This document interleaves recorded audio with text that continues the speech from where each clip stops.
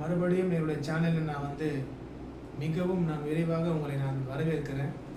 இன்றைக்கு நம்ம எது பற்றி பார்க்க போகிறோம்னு பார்த்தீங்கன்னா, நம்ம கடந்த நேரத்தில் நம்மளுடைய சேனல் மூலியமாக நிறைய வீடியோ நான் போட்டிருந்தேன். நிறைய சட்ட விழிப்புணர்வு வீடியோக்கள் நான் பண்ணியிருந்தேன்.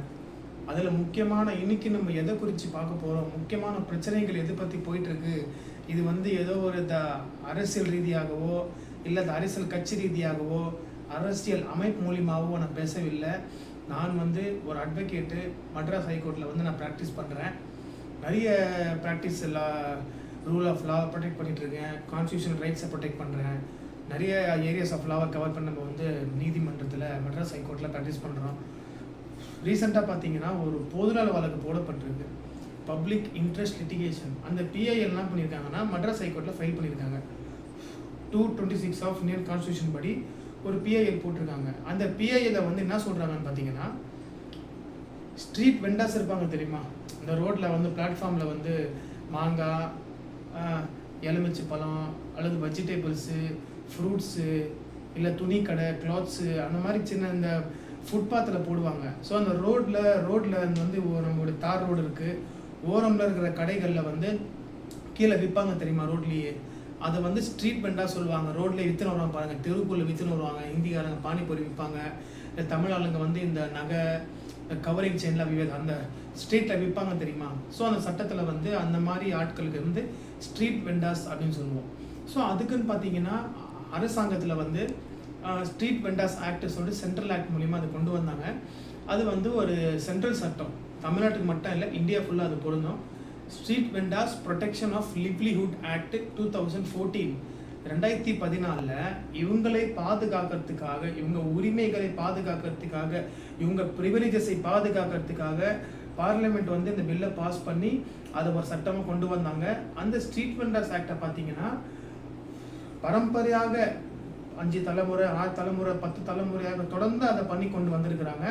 ஆனால் இப்போ ரீசெண்டாக பார்த்தீங்கன்னா இத்தனை வருஷமாக தெரியல. ஏன்னா அவங்க அந்த வேலை செஞ்சு தான் அதை நம்பி இருக்கிறாங்க. அவங்களுக்கு குழந்தைங்கள் இருக்குவாங்க, அதை நம்பி அவங்கள ஸ்கூல் படிக்க வைக்கிறது, அது போக வேலைக்கு அதை நம்பி தான் அந்த ஸ்கூலுக்கு அனுப்புகிறாங்க, காலேஜுக்கு அனுப்புகிறாங்க. அதெல்லாம் எதை நம்பி அனுப்புகிறாங்கன்னா, நாங்களுக்கு இந்த தொழில் இருக்குது, ஏதாவது இதில் பண்ணி நாங்கள் ஒரு நாளில் ஒரு 1000 ரூபா சம்பாதிச்சோன்னா நாங்கள் ஸ்கூல் ஃபீஸ் கட்ட முடியும், இல்லை வேலைக்கு போனால் காலேஜ் ஃபீஸ் கட்ட முடியும், வீட்டுக்கு இபி பில் கட்டணும், வீட்டு வாடகை கொடுக்கணும், இல்லை கடன் வாங்கினா கடனுக்கு இது பண்ணணும், பைக்குக்கு இஎம்ஐ கட்டணும்னு சொல்லிட்டு பல கமிட்மெண்ட் இருக்குது. ஸோ திடீர்னு என்ன பண்ணுறாங்க, ஒருத்தவங்க பிஐஎல் போடுறாங்க. பொதுநல வழக்கு எதுக்கு எதுக்கு போடணுன்னே மக்களுக்கு தெரியல. இதுக்கெல்லாம் போட்டாங்கன்னா, ஏன்னா ஃபைல் பண்ணுறவங்க அதை சிந்திக்க மாட்டாங்க. பொதுநல வழக்கு போடுறதுங்கிறது நம்மளுடைய ஃபண்டமெண்டல் கான்ஸ்டியூஷன் ரைட்டு. ஆனால் எதுக்கெல்லாம் பொதுநல வழக்கு போடணும், சுப்ரீம் கோர்ட்டில் எதுலாம் பொதுநல வழக்கு போடணும்னு மக்கள் முதல்ல அது தெரிஞ்சுக்கணும். நான் அதுக்காக தான் இந்த வீடியோ நான் போடுறேன். இது மிகவும் என்னை மனசை பாதித்தது. அநேக பேர் கஷ்டப்படுறாங்க. அதுக்காக இன்னைக்கு கூட ப்ரொடெஸ்ட் பண்ணியிருக்கிறாங்க, அநேக இடத்துல ஆர்ப்பாட்டங்கள் பண்ணியிருக்கிறாங்க. கண்டிப்பாக நாங்கள் இதை இந்த விஷயத்தை நாங்கள் எதிர்த்து இந்த நீதிமன்றம் கொடுத்த தீர்ப்பு தவறு நான் சொல்கிறேன். ஏன்னா ஸ்கூல் ஃபீஸ் இருக்குது, அதை ஸ்கூல் ஃபீஸை குறைக்க சொல்லி பொதுநல வழக்கு போடலாம்.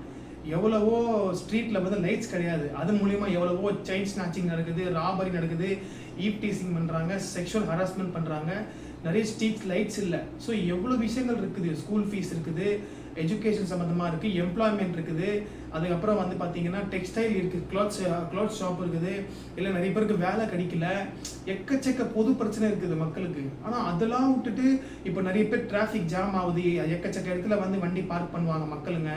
ஏன்னா ஒரு இது ஆகுது, ஒரு பேத்தில் அப்ஸ்ட்ரக்ஷன் கிரியேட் ஆகுது. 201 ஆஃப் மோட்டர் வெஹிக்கிள் ஆக்ட் படி அப்ஸ்ட்ரக்ஷன் கிரியேட் ஆகுது.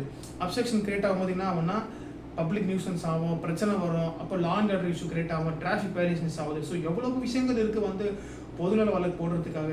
ஆனால் இதை தான் முக்கியமாக கொண்டு வராங்க. கேஸ்ட் வயலன்ஸ் பண்ணுறாங்க, ரிலீஜன் வயலன்ஸ் பண்ணுறாங்க, டிஸ்கிரிமினேஷன் பண்ணுறாங்க, ஆர்டிகல் 15 வயலேட் பண்ணுறாங்க. அந்த மாதிரி பல சட்டங்கள் இருக்குது. பொதுநல வழக்கு போடலாம். ஏன் இவங்க வாழ்வாதாரத்தில் கை வைக்கிறீங்க? Below poverty line people, economical weaker section peoples இருக்காங்க, டவுன் ட்ராடன் பீப்புள்ஸ் இருக்காங்க. இவங்களுடைய வாழ்வாதாரம் எப்படி இருக்கும்? அந்த ஃபினான்ஷியல் சப்போர்ட், எக்கனாமிக் சப்போர்ட் அவங்களுக்கு அந்த வேலைக்கு போனால் மட்டும்தான் அவங்களுக்கு அந்த வருமானங்கள், அந்த சோர்ஸ் ஆஃப் இன்கம் இப்போ நீங்க திடீர்னு வந்து இங்க நடத்தக்கூடாது, இது இல்லீகல் எப்படி சொல்றீங்க? அப்போ இத்தனை வருஷமா பண்ணாங்க, அப்போ இல்லீகல் தெரியலையா? கவர்மெண்ட்டுக்கு அது இல்லீகல் தெரியலையா? நீதிமன்றம் இல்லீகல் தெரியலையா? இது எவ்வளவோ அரசியல் கட்சிகள் இருக்குது, எவ்வளவோ அமைப்புகள் இருக்குது, எவ்வளவோ என்ஜிஓஸ் இருக்காங்க, எவ்வளவோ சொசைட்டி இருக்காங்க, எவ்வளவோ நான் ப்ராஃபிட்டபிள் நான் பொலிட்டிக்கல் அமைப்புகள் இருக்குது. ஸோ நிறைய பேர் போராட்டம் பண்ணி தான் இருக்கிறாங்க, நிறைய பேர் ஆதரவு கொடுக்குறாங்க, நல்ல விஷயம். என்னோட ஒரே வேண்டுகோள், இந்த மாதிரி ஒரு சட்டத்தில் இருக்கிற இல்லீகல் சொன்னீங்கன்னா அவங்க வாழ்வாதாரம் பாதிக்கப்படும்.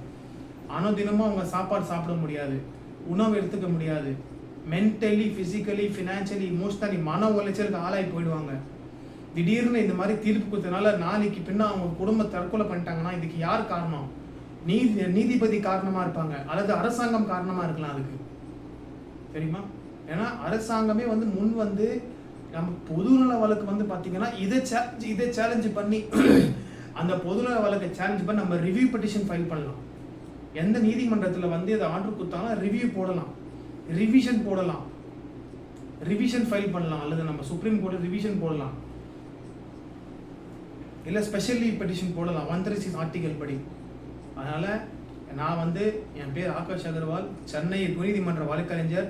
நான் இதை மிகவும் கண்டிக்கிறேன், எதிர்க்கிறேன். இது தவறான செயல். இது நான் அட்வொகேட் ப்ரொடெக்ஷன் கவுன்சில் ஆஃப் இந்தியாவோட மாநில தலைவர். நான் வழக்கறிஞர் பாதுகாப்பு கவுன்சில் ஆஃப் இந்தியாவோட மாநில தலைவர்.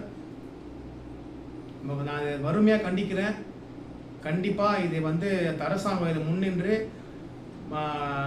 நம்மளுடைய ஸ்டாலின் ஐயா அவர்களுக்கு, உதயநிதி ஸ்டாலின் ஐயா அவர்களுக்கு, இந்த ரூலிங் பார்ட்டியில் இருக்கிற மினிஸ்டர்ஸ் அவர்களுக்கு என்னுடைய ஒரே வேண்டுகோள், நீங்கள் முன் நீதிமன்றத்தில் கண்டிப்பாக எங்களுக்கு ஒரு தீர்ப்பு நீங்கள் வாங்கி கொடுக்கணும். அதுக்காக நீங்கள் வழக்கறிஞர் வைக்கிறீங்களோ இல்லை நீங்கள் எங்களுக்காக பரிந்து பேசுகிறீங்களோ, கண்டிப்பாக நான் ஒரு அட்வொகேட், எனக்காக நான் கேட்கல, பாதிக்கப்படுற மக்களுக்காக கேட்குறேன், அவங்க குடும்பத்துக்காக நான் கேட்குறேன். ஏன்னா காலேஜ் போகணும், ஸ்கூல் போகணும், டெய்லி உணவு சாப்பிடணும், வாடகை கொடுக்கணும், அதுக்கப்புறம் இபி பில் கட்டணும், இஎம்ஐ கட்டணும், எவ்வளோ செலவுகள் தெரியுமா இருக்குது. நீங்கள் திடீர்னு இல்லீகல் சொல்லி எல்லாரையும் நீங்கள் எவிக்ஷன் பண்ணீங்கன்னா சட்டத்துக்கு இது புறம்பான காரியம். இது against the law, unlawful, illegal. இது பண்ணுறது தான் நீங்கள். ஏன் ஒரு நீதிமதி எவ்வளவோ பொதுநல வழக்கு வந்திருக்கோம், பொதுநல வழக்கில் இதில் நாங்கள் ஆர்டர் கொடுக்கலாமான்னு சொல்லி ஒரு அப்ளிகேஷன் ஆஃப் மைண்ட் அப்ளை பண்ணி அதை நீங்கள் பண்ணக்கூடாதா? இப்போ நான் இந்த வீடியோ போடுறதா நீங்கள் நினைக்கலாம், ஏன் இவர் அவ்வளோ அறிவாளியா, ஒரு அட்வொகேட் தானே, நீதிபதிகளுக்கு ஆர்டர் போட நீதிபதிகள்லாம் அப்போது பைத்தியமா அவங்களுக்கு தெரியாதான்னு சொல்லிட்டு. நான் அப்படி சொல்ல வரல. எல்லாருமே சட்டத்துக்கு சமம். ஆர்டிகல் 14 படி all are equal before the law, equality, liberty, fraternity. So அதில் பார்த்தீங்கன்னா நான் கண்டிப்பாக இந்த பிரச்சனை தீரும் வரை நாங்கள் அந்த வாழ்வாதாரம் பாதிக்கப்படக்கூடாது. கண்டிப்பாக அவங்களுக்கு ஒரு தீர்வு அரசாங்கம் நீதிபதி நீதிமன்றம் கொடுக்கணும்னு சொல்லிட்டு நான் கண்டிப்பாக எங்கள் போராட்டம் நாங்கள் நீடிப்போம். இது சம்பந்தமாக இந்த வாரத்தில் அது திங்கள் செவ்வாயில் கண்டிப்பாக தலைமை நீதிபதியை பார்த்து, முனீஸ்வர் பண்டாரிநாத் சாரை பார்த்து கண்டிப்பாக நாங்கள் ஒரு பெட்டிஷனை கொடுத்து இதை வாபஸ் வாங்கும்படியாக நாங்கள் இதுக்கு வக்கீல் நாங்கள் ரிவ்யூ போடணுமோ, ரிவிஷன் போடணுமோ, இல்லை அது இது உச்ச நீதிமன்றம் சுப்ரீம் கோர்ட் போகணுமோ, கண்டிப்பாக நாங்கள் போயிட்டு இதற்கு ஒரு தீர்வு காண்போம். அதனால் எங்கள் வீடியோ பிடிச்சிருந்தா லைக் பண்ணுங்கள், ஷேர் பண்ணுங்கள், சப்ஸ்கிரைப் பண்ணுங்கள்.